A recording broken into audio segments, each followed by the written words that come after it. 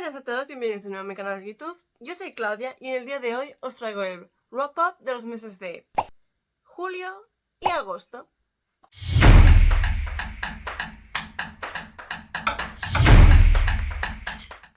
En los meses de julio y agosto leí mucho, sobre todo en agosto, pero intentaré que no se haga muy largo, aunque tengo como un porrón de libros de los que hablaros, así que paciencia conmigo, por favor. El primer libro que leí en julio fue Una corte de niebla y furia, de Sarah J. Maas, al que le puse 5 estrellas. Y es el segundo libro de ACOTAR, de la saga ACOTAR, que para los que no sepáis de qué va, el primer libro, Una corte de rosas y espinas, empieza como un retelling de La Bella y la Bestia y nos presenta a una joven humana llamada Feyre, que es llevada por una bestia a la tierra de los inmortales como castigo por asesinar a un inmortal. Esta bestia, Tamlin, resulta ser lo que yo llamo un hada sexy, un Altozae, y básicamente el primer libro gira en torno a la historia de amor de estos dos. Como he dicho, es un retelling de La Bella y la Bestia, y en la primera parte sí que se nota mucho la influencia, hasta que llegan las últimas 100 páginas y empiezan a pasar un montón de cosas, y es todo caos y horror.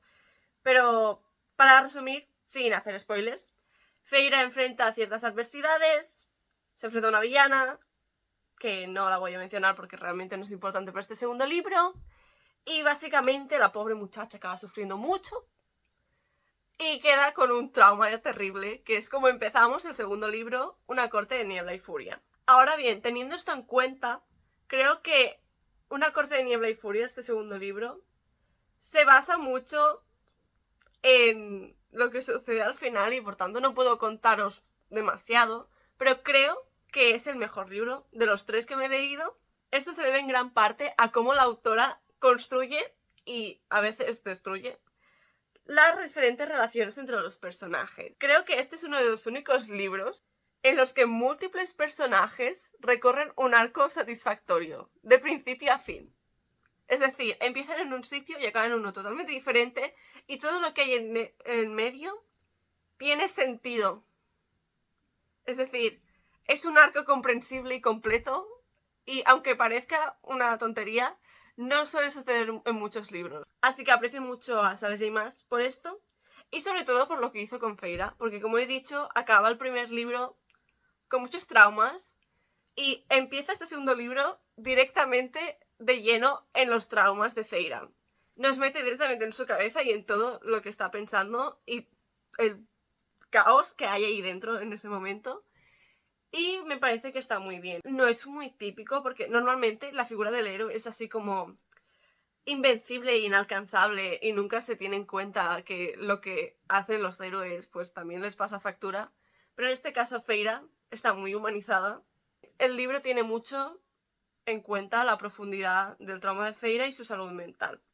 Y sí, me gustan Feyre y Rhysand, pero no odio a Tamlin. El siguiente libro que me leí es La cadena de espinas, de Cassandra Clare. Necesito un momento. Y este es el tercer y último libro de la trilogía Las últimas horas, la continuación de la trilogía de los orígenes, que es la precuela de los instrumentos mortales, es decir, Cazadores de sombras. Si no me seguís no pasa nada, son 23 libros de Cazadores de sombras. Yo me leí los 22 primeros en un periodo de 6 meses en 2022, pero entiendo que no todo el mundo tiene la misma dedicación y la misma obsesión que yo, así que no pasa nada. Esta trilogía de Las últimas horas tiene la peculiaridad de que sucede en la época eduardiana y que sigue a los hijos de los personajes de los orígenes, así que en la poco probable y peculiar circunstancia de que estéis pensando en empezar a leer Los Cazadores de Sombras, no empecéis por Las últimas horas, por esta trilogía. No es una buena idea. Como ya habéis visto en la ficha técnica, que os la he puesto por aquí, le puse 3.5 estrellas. Le puse 3.5 estrellas, aunque estaba muy emocionada y me gusta mucho Cazadores de Sombras y adoro la saga. ¿Por qué? Precisamente por eso, porque estaba muy emocionada y me decepcionó. Mi principal problema con este libro es que faltan escenas. Y no lo digo como fan, que me gustaría que hubiera visto una escena de... No, no, no, no. La autora está escribiendo una escena y llega un punto clave de dicha escena en el que hay una revelación, una conversación muy importante, y salta otro personaje, porque es un libro con varios múltiples puntos de vista, y salta a otro personaje, y cuando volvemos al personaje inicial, esa escena y esa conversación ya ha pasado, y no la vemos. Simplemente nos mencionan, oh sí, hablé con tal persona y tal y cual, y es como, vale, muy bien, me lo estás contando, pero yo necesito verlo. El show not tell, que se dice tanto en la televisión, parece ridículo, pero es obvio. Obviamente no puedes simplemente contárnoslo. Tenemos que leerlo, si no...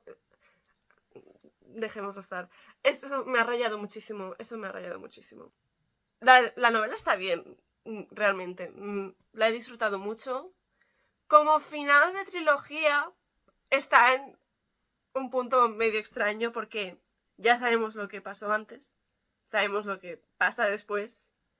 En el final de la trilogía de los padres hay como una especie de árbol genealógico que ha causado controversias con este libro, la cadena de espinas, porque no coinciden, pero en general sí, satisfecha, pero me esperaba más. Necesitaba más de este libro. Necesitaba más de Cassandra Clare, porque yo confío mucho en Cassandra Clare y en su narrativa. Y este libro creo que no le hace justicia a lo bien que ella sabe escribir. El siguiente libro es The Look of Con Amor, de Mariana Zapata, al que le puse 3 estrellas.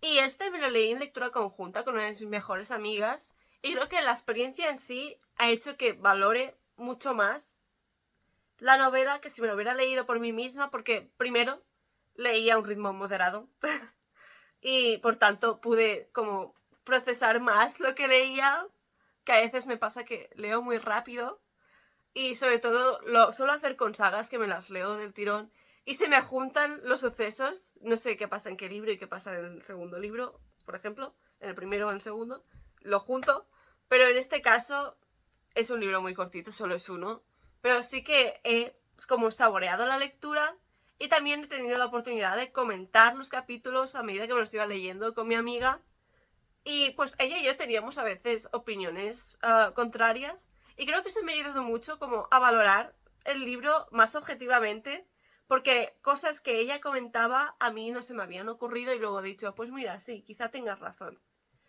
Y creo que eso es lo bonito de la lectura conjunta, las opiniones diversas. El libro es un sport romance que está muy de moda últimamente por Icebreaker, si sabéis cuál es, seguro que lo entendéis.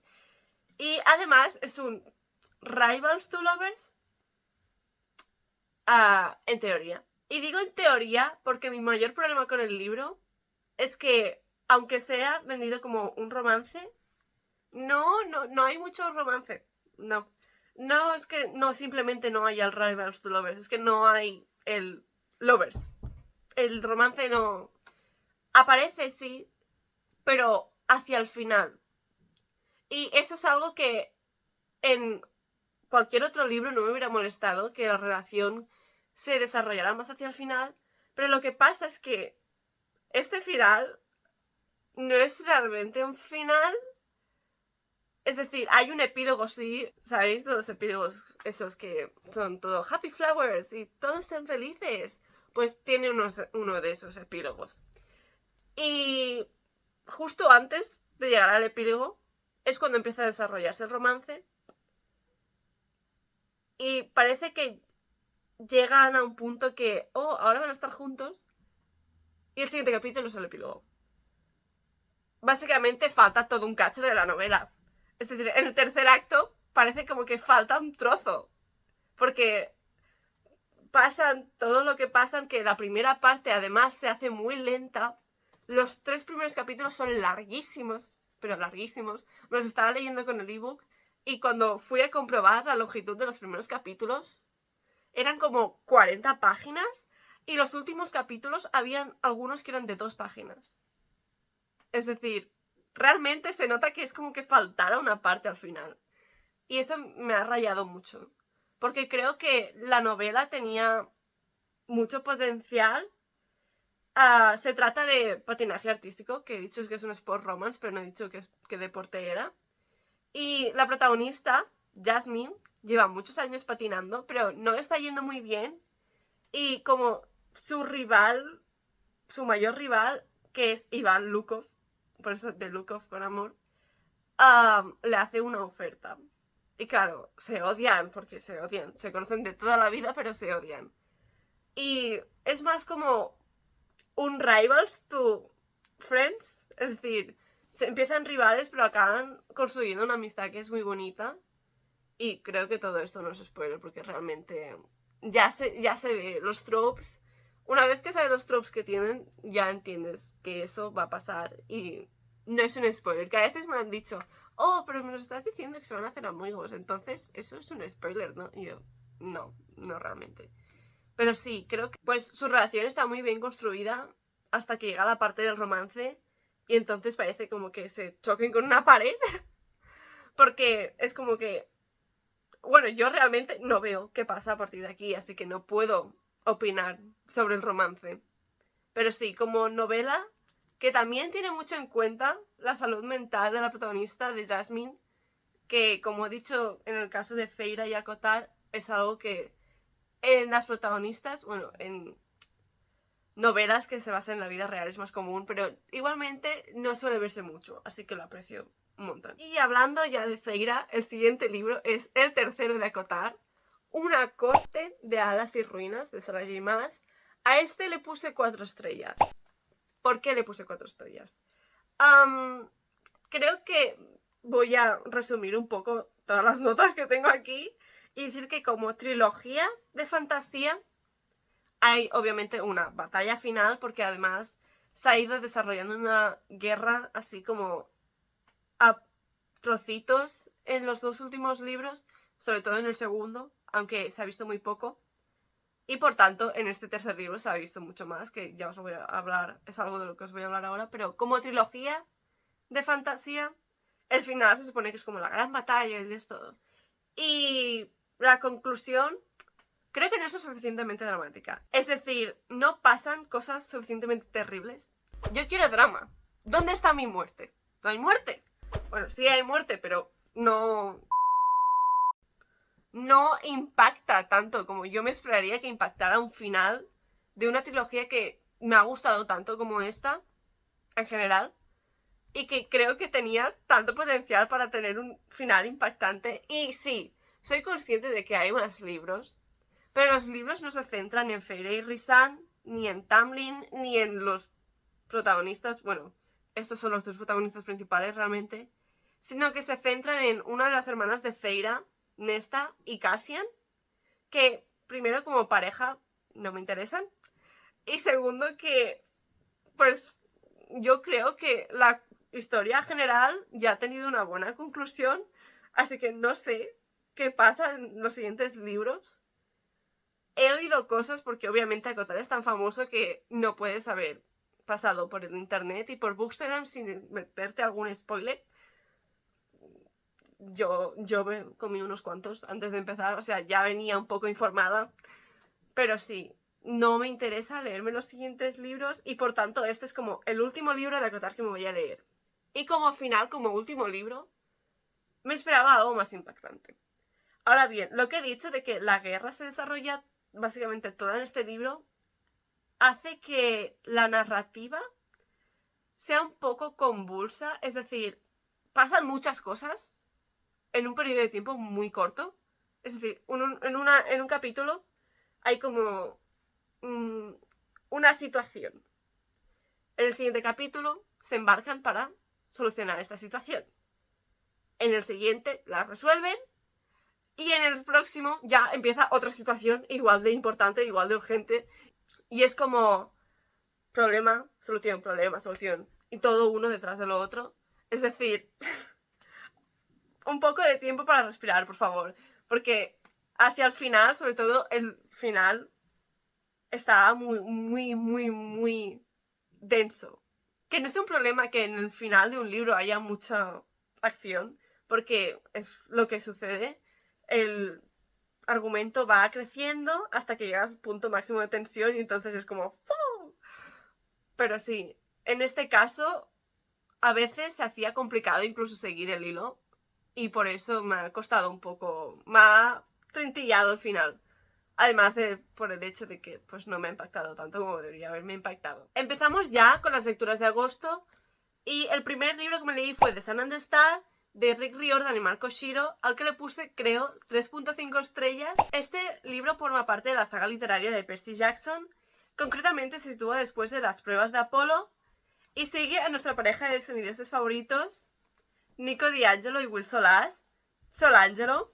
Ese libro Solangelo lo tengo aquí, lo tengo en inglés. Y es que estaba emocionadísima por conseguir este libro. Pero estaba muy empecinada en que lo quería en inglés y no lo encontraba en ninguna librería. Así que estuve meses antes de poder leérmelo hasta que mi mejor amiga no me lo regaló por no me acuerdo, creo que fue San Jordi. Así que lo tengo aquí, es precioso. Will y Nico son... ¡Ah! Es que este libro me ha provocado sentimientos encontrados porque yo tenía muchas expectativas. Y como ya sabemos sobre las expectativas, es mejor no tenerlas porque siempre decepcionan. Pero sí, me decepcionó, obviamente. Ya se veía venir por dónde iba. Porque la lectura en sí estuvo bien, pero creo que mi mayor problema fue que este libro no solo está escrito por Rick Riordan, sino que además está escrito por Marco Shiro. Y no he leído nada de Oshiro, pero creo que su estilo no acaba de encajar con el del tío Rick, porque yo, como fan de Percy Jackson, he leído muchos libros de Rick Riordan. He conocido ya cómo es su estilo y también tengo como ciertas expectativas sobre qué esperar en un libro de Percy Jackson, qué tipo de humor, qué tipo de escenas y todo eso. Pero este libro, como está coescrito, creo que se nota mucho la diferencia entre cuando escribe uno y cuando escribe otro. Y las partes en las que escribe Marco Shiro, se nota que no acaban de encajar. Es decir, este libro tiene como un tono totalmente diferente de lo que yo me esperaba de un libro de Percy Jackson. No porque no sea divertido, que sí que lo es, pero no acaba de tener esa chispa. También el libro se alarga mucho en la primera parte. La cuestión del libro es que tienen que viajar al Tártaro, pero no llegan al Tártaro hasta muy tarde en el libro. Y yo pues me esperaba más tiempo en el Tártaro, pero tampoco influye mucho. Eso sí, el problema ese de los estilos y que no acaba de encajarme y que yo personalmente me esperaba otro tipo de libro, pues me ha influido. Y por tanto le he puesto 3.5 estrellas. Que el libro está bien, me gusta. No me ha encantado, pero es un libro decente. Es precioso también. Ahora os voy a hablar sobre los cómics que me leí en agosto, que son todos de la misma saga. Y estoy hablando de The Umbrella Academy, por Gerard Way y Gabriel Ba. Y estos cómics están efectivamente escritos por el cantante principal de My Chemical Romance, que es una banda británica, por si no lo sabéis. Y son el origen de la popular serie de Netflix que acaba de terminar con una cuarta temporada con la que aún tengo pesadillas y traumas y cuestiones pendientes, pero sí. Y si no hubiera sido por esta serie, ya os tengo que ser sincera, no me hubiera leído los cómics, porque os voy a hablar un poco de ellos. Wow.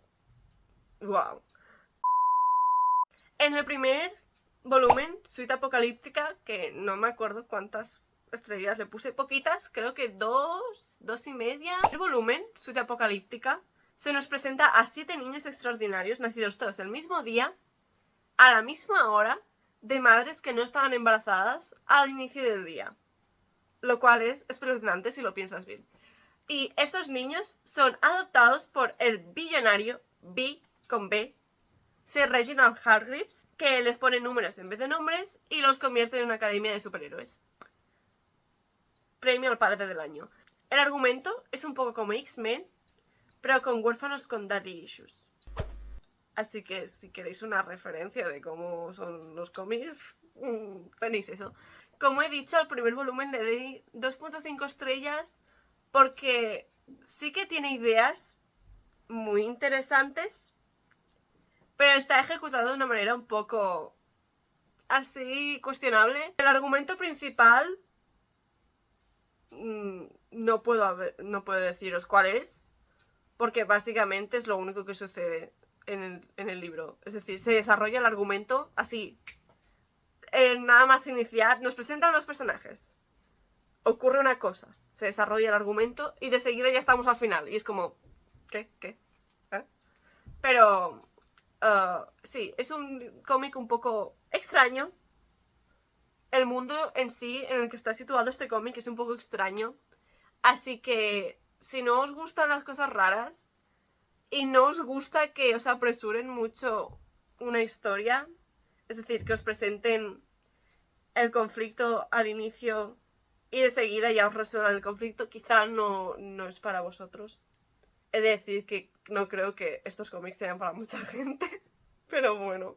Al segundo volumen, Dallas, le di 4 estrellas porque tiene elementos que me gustan mucho, como un viaje en el tiempo y al presidente John F. Kennedy.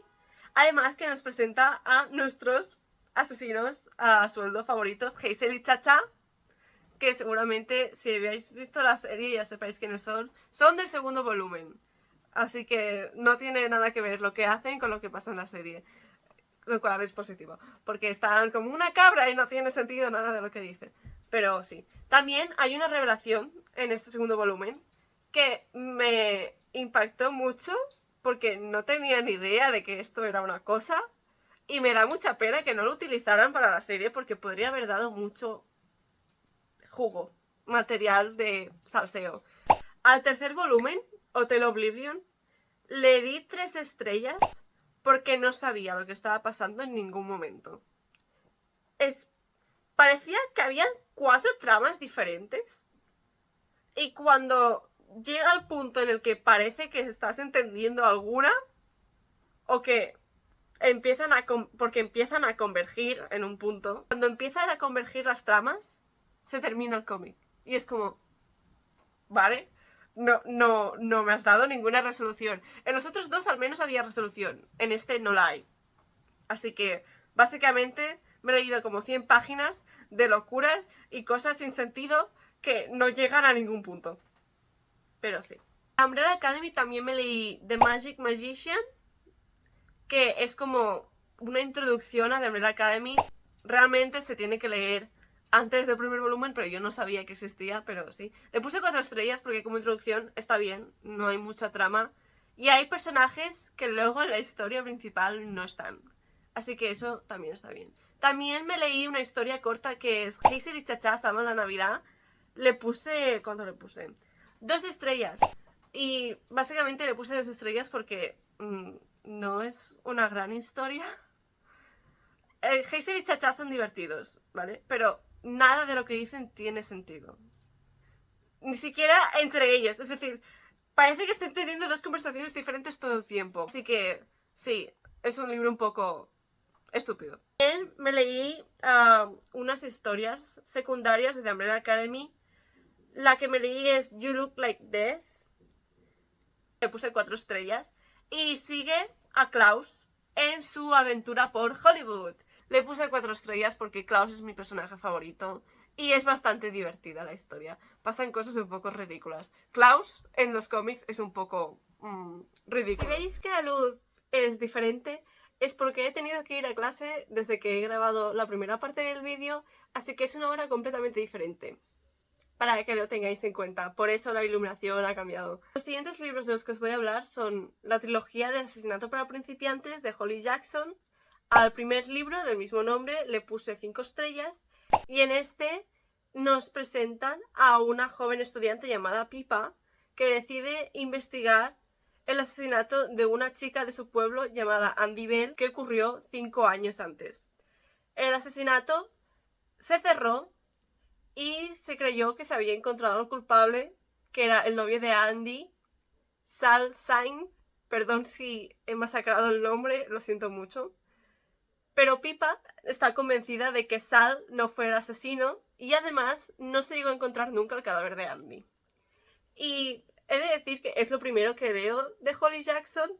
Me la empecé a leer en esta trilogía en específico porque vi que acaban de estrenar la serie en Netflix y me llamó la atención, así que dije, los tengo para el Kindle, me los leo. Y me los he leído, la mejor decisión que he tomado en mi vida. Últimamente me estoy adentrando en el género del thriller y misterio, que es algo que nunca me ha gustado mucho. Bueno, no es que no me haya gustado mucho, sino que no me ha llamado suficiente la atención como para que leyera bastantes libros de este género. Y este, he de decir, que es el que me ha acabado de convencer que el género me gusta. Además, este libro en específico tiene una cosa que me ha llamado mucho la atención, que creo que no está presente en muchos libros, ya sean de este tipo o de los géneros que leo normalmente, es que utiliza muchos recursos visuales. Hay fotografías, hay como documentos que Pipa va escribiendo en su portátil sobre la investigación, que se ve como el formato del Word y las fechas y cómo está organizado.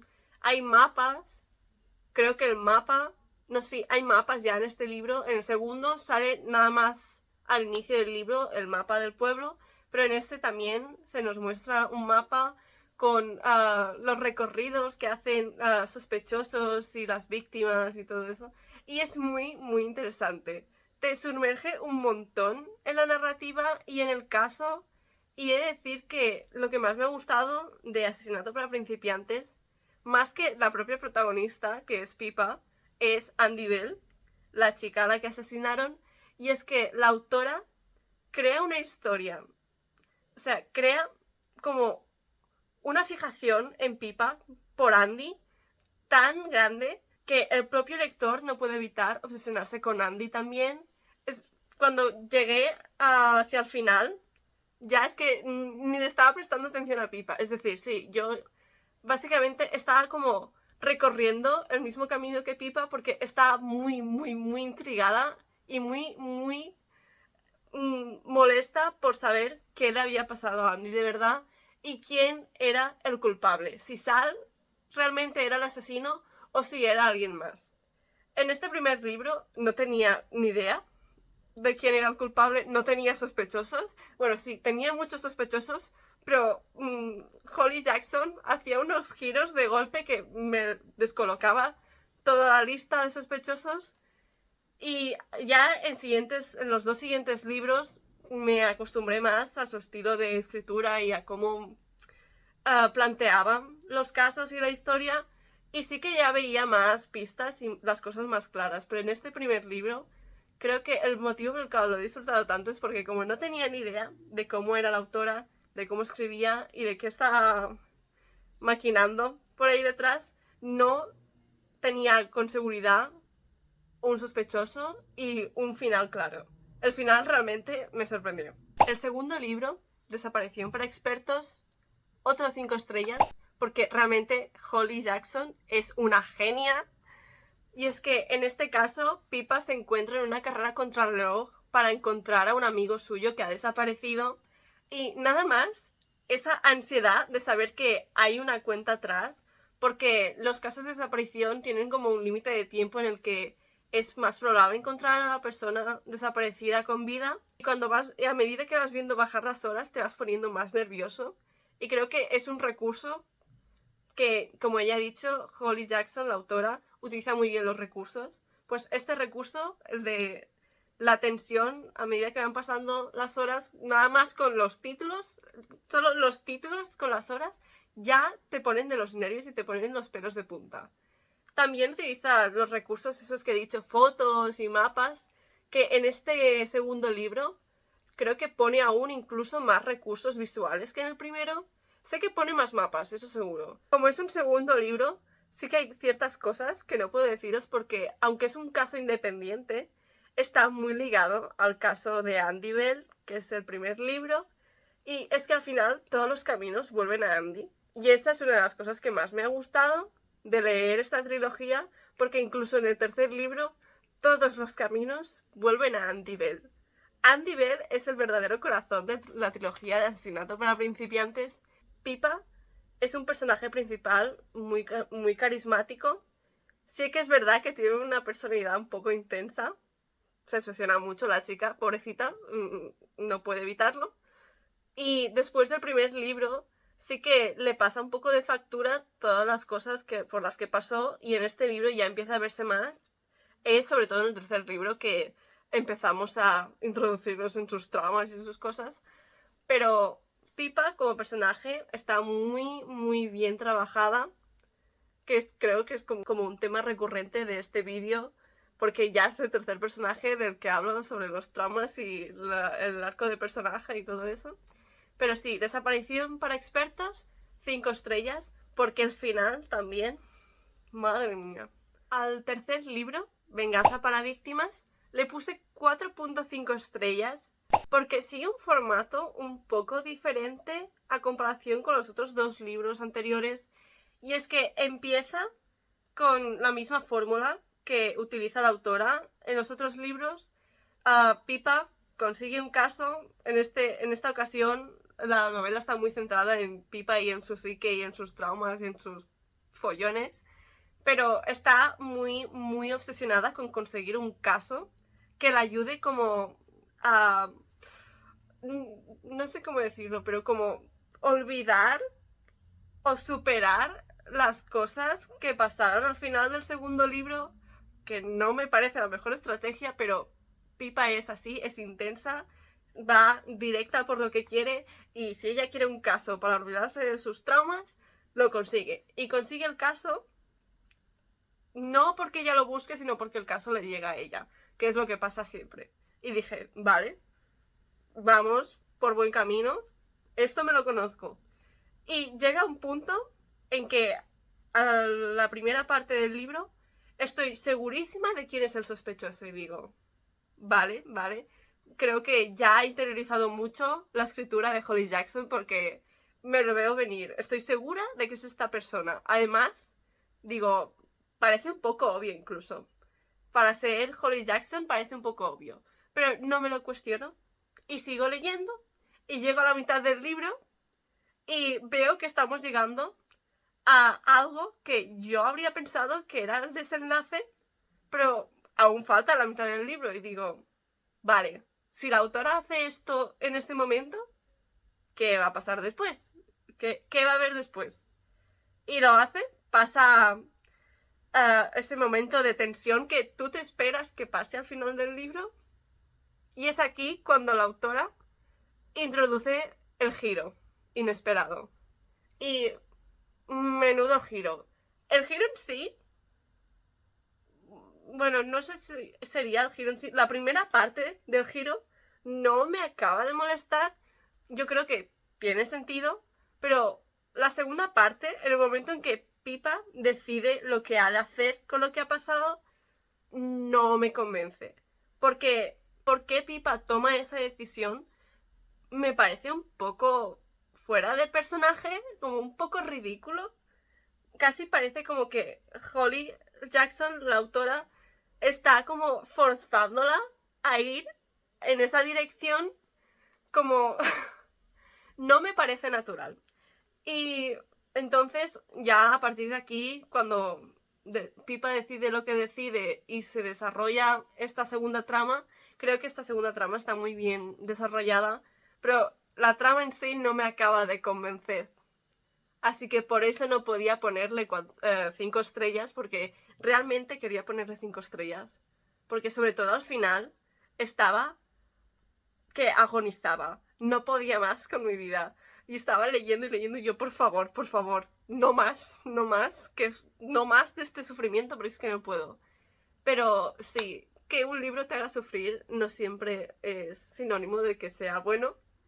En este caso, tampoco es sinónimo de que sea malo, sino de que la trama en sí, como ya he dicho, pues no me acaba de convencer y no pude ponerle puntuación perfecta.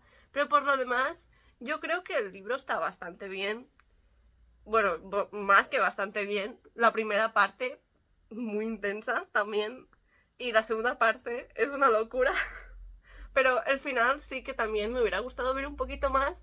El último capítulo, que básicamente son 2 líneas, ya me derribó y dije, no pasa nada. Con este último capítulo, Holly Jackson se ha redimido y aunque no le ponga 5 estrellas, le voy a poner 4.5 estrellas porque otra puntuación sería criminal. Ya acabando, os tengo que hablar sobre Sangre Joven de Sasha Lawrence, que me lo escuché en audiolibro.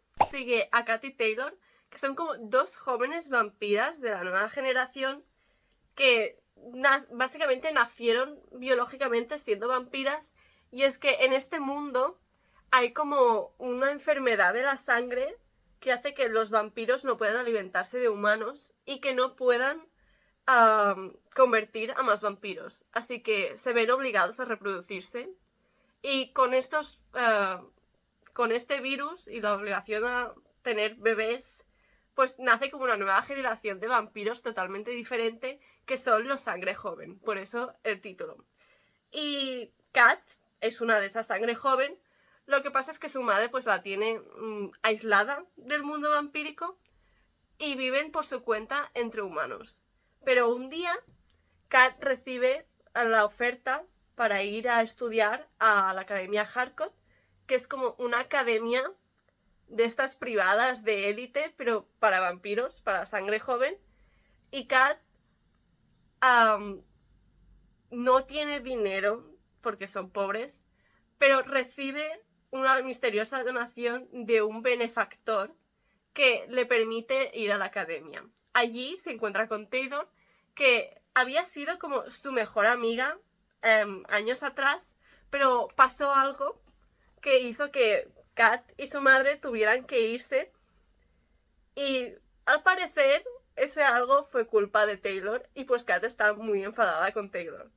Y Taylor pues también está enfadada con Kat porque Kat se fue, desapareció y hace años que no se hablan. Y este libro realmente yo entré a escuchármelo sin saber nada de él. Lo único que sabía es que iba de vampiros queer. ¿Iba de vampiros queer? No. Es decir, hay 2 vampiros queer que son las protagonistas, pero yo no creo que eso defina lo que pasa en el libro. Es decir, no es como lo más importante de todo lo que sucede en el libro. Y también es un... no es del todo cierto lo que acabo de decir, porque realmente no sucede muchas cosas importantes. Vale, no sé cómo explicaroslo. Dame un segundo. Este libro tiene como una trama principal, así como de misterio, que tiene a ver con el mundo vampírico. Y en la sinopsis, que me la leí al terminar el libro, porque soy así, te dan como una frase para que introducir esta trama, y esa frase hace referencia a una situación que no ocurre hasta casi la mitad del libro y que básicamente es gran parte de toda la trama esta principal vampírica que tiene esta novela. Así que no os voy a decir qué es. Es más, si queréis leeros este libro, recomendaría que no os leáis la sinopsis, porque realmente es una de esas sinopsis que creo que dan demasiados detalles. Creo que podría haberse formulado de otra manera para que se entendiera bien la trama y el argumento principal. Y como he dicho, esta trama así vampírica solo ocurre hasta el final, y además ocurre de manera como muy apresurada, porque realmente la novela es básicamente Kat y Taylor odiándose y luego deseándose, y su relación y qué pasa, que sí, que si no. Y al principio está bien, después de unos capítulos se hace pesado. Es como, chicas, ya, aclaraos ya, besaos, morreados, haced lo que sea, pero parad porque ya no más. Hablad, hablad. Solo tenían que hablar. Es uno de esos libros que la falta de comunicación, que es un trope muy, muy presente en la literatura, sobre todo hoy en día, pues este libro peca de falta de comunicación en el mal sentido. A veces puede ser un recurso que funciona, en este caso creo que se pasa un poco la autora, pero aparte de esto, no creo que tenga mucho que deciros de este libro. A mí no me disgustó. Me gustó bastante. Al principio estaba como muy intrigada por saber más del mundo y de los vampiros y esta sociedad. Pero como te van dando estos detallitos muy, muy lentamente, realmente no acaban como de expandir demasiado el mundo. Es decir, sí que te da como una base y una historia de por qué llegaron aquí, qué ha pasado, y hay como un conflicto generacional entre los vampiros tradicionales y la sangre joven. Y creo que básicamente este es el tema principal. Más que vampiros queer son vampiros tradicionales antiguos versus vampiros de sangre joven, que son los adolescentes.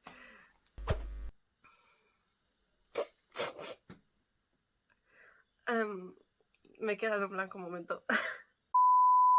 El libro está bien, pero si buscáis un libro de vampiros y si buscáis un libro de representación sáfica, podéis darle una oportunidad, pero si lo vuestro es la fantasía, quizá no os guste demasiado. Creo que es más un romance así sáfico, que se hace un poco pesado a veces, que cualquier otra cosa. Y ahora sí, el último libro, que llevo horas grabando, que con la pausa he empezado por la mañana y ya es por la tarde. Parece que va a llover encima y hace nada ha habido un momento en que seguramente la iluminación ha hecho así, porque ha pasado una nube enorme. Pero sí, acabemos ya con esto. Y el último libro es una relectura, así que voy a ir rápido. Es La isla de los perdidos, de Melissa de la Cruz, que os voy a poner aquí la ficha técnica, porque no recuerdo cuántas estrellas le puse. Creo que no lo cambié desde que me lo leí la primera vez en 2017. Era una bebé, tenía 13. Puede que tuviera 13 o 12. Es que soy de diciembre, así que realmente no lo sé. Creo que quizá tuviera 12. Tiene más sentido que tuviera 12, porque creo que en 2017 fue cuando empecé con mi obsesión por Crepúsculo. Y esto fue antes. Así que seguramente tuviera como 12 años. Tengo ya casi 20. Tengo casi 20, madre mía. Estos libros no son como el material original de Descendientes, que en muchas ocasiones hay un libro y pues cogen este libro y lo convierten en una película, pero Disney no hace eso. Disney lo que hace es que tiene una película y en este caso este libro salió antes de la película porque es como una base, una presentación de los personajes y de la historia y del mundo. Y el resto de la saga, que me la estoy leyendo actualmente, son como libros que hay entre medio de cada película y van más bien como una historia complementaria, casi paralela a las películas, solo que hay como más personajes, así que en algunas ocasiones sí que cambian un poco de lo que es el canon de las pelis, pero por lo que he leído de momento es como libro, película, libro, película, y se van como intercalando. Para cubrir los espacios que quedan entre peli y peli, pues escribieron libros. Y como libros de middle grade, que es básicamente lo que he dicho, 12, 13 años, 10, puede que de 10 a 12 creo que es middle grade, pues están bien, son sencillitos, son para niños obviamente. Y este primer libro en específico me dio un poco de nostalgia, porque como lo había leído ya, creo que le di más puntos de los que le habría dado si me lo hubiera leído hoy por primera vez. Pero voy a ser indulgente en este caso, porque Descendientes es una de las trilogías de Disney que más me gustan. Así que por eso me estoy leyendo los libros, obviamente. Si no, no lo haría. Y ya, esto es todo. Son un montón de libros. No sé cuántos minutos tengo de grabación. Intentaré acortarlo lo máximo posible para que no se haga aquí un tostón de vídeo. Pero sí, muchas gracias por prestarme atención. Si es que habéis llegado hasta aquí, si no, no pasa nada. Y como siempre, comentad, dadle like, suscribiros si no estáis suscritos y echadle un vistazo a mi Instagram, que estoy intentando ser mucho más activa allí, que no me estáis viendo mucho la cara estos días, pero estoy subiendo cosas, estoy subiendo historias como de actualizaciones de cosas que yo hago, aunque no sean de libros. Pero hasta aquí ha llegado el vídeo, así que nos vemos la próxima. ¡Adiós!